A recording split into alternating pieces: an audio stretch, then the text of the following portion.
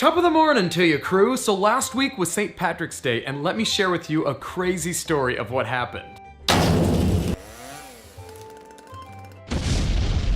So I was having lunch in London when I got a call to drop everything and get to the airport as soon as possible. I was told that there would be a plane ticket with my name on it and I would be flying to Ireland. Just made it.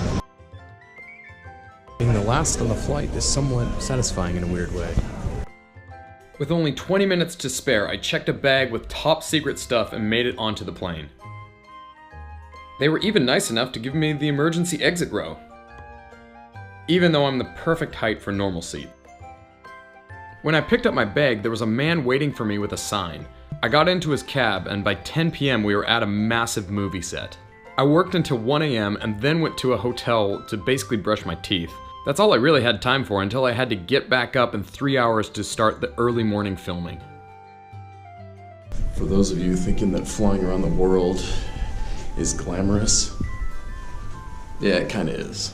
But it's sure not easy. This can sure be exhausting. No sleep. When I arrived on set, there was actually an Irish breakfast, and we got all the filming we needed done. By the afternoon, I made it back to the airport. On a side note, there was a great statue of some rugby players, and Ireland won the Six Nations Cup this year, so maybe I was the good luck charm. Flying back over the green fields of Ireland were sure a sight to see, and somewhat reminded me of the Northwest United States. The funny thing is, I'm coming back here for a vacation in May, so this was like a scouting out trip, even if it was for only one night.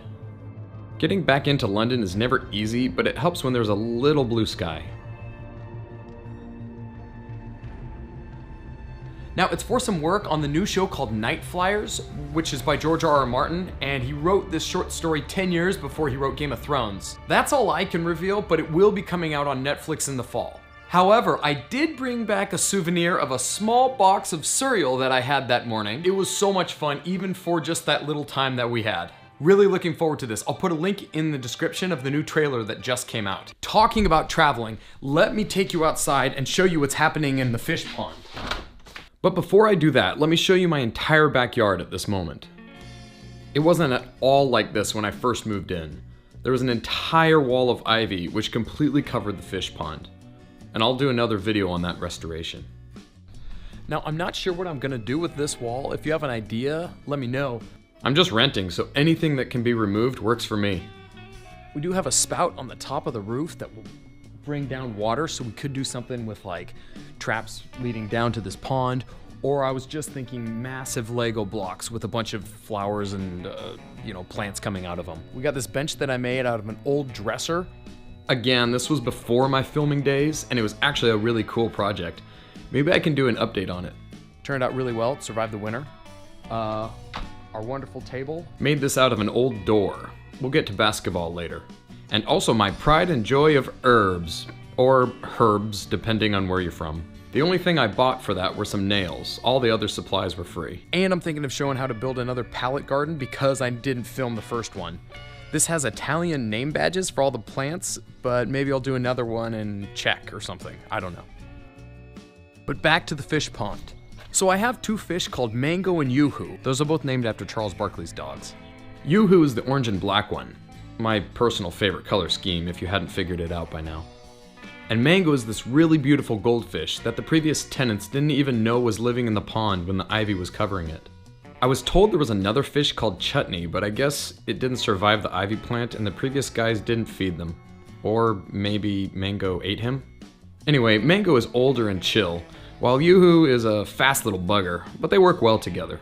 Now, we do have a couple frogs in here, and I'm not talking about just the 3D printed Buddha frog that we have overlooking the pond. They actually are real and they live inside here, but I didn't think that we would have little tadpoles coming out. Oh, the summer's gonna be so exciting. This top layer of water was frozen from the snow all last month, but I didn't know we had a surprise of all these little guys until yesterday. Now, speaking about reptiles, check out this 36-hour 3D printed T-Rex skull head that I did. This is one of the largest possible prints on the JokerBot Z18, and you get a little nervous when realizing the failure rate because it's so big and a lot could go wrong, but it only took 2 tries. This is the actual speed of the printer, and I'm only using a 4% infill diamond pattern to help keep its shape. What I found to work better is putting 3 shells rather than the standard 2. Shells are like the skin of the object. And to extrude everything at 0.3 millimeters. Oh, and if you follow me on Instagram, I guess the way to defeat a 3D printed hipster T-Rex is to tell the designer it's already been printed before. If you have a better punchline, please leave it in the comments. It looks great on camera, but seeing it in real life just brings you back to being a kid.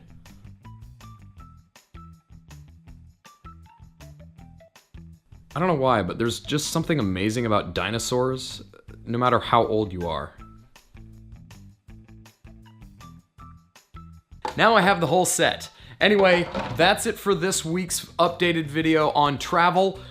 More robotics and CNC and 3D printing videos coming out soon. And before I go, I hope your bracket is still alive, because I decided to do an experiment by flipping a coin for every team on every game, and let's just say I do not have the luck of the Irish on my side. Oh well, I never saw a game, so I plead ignorance. Peace out, Trout.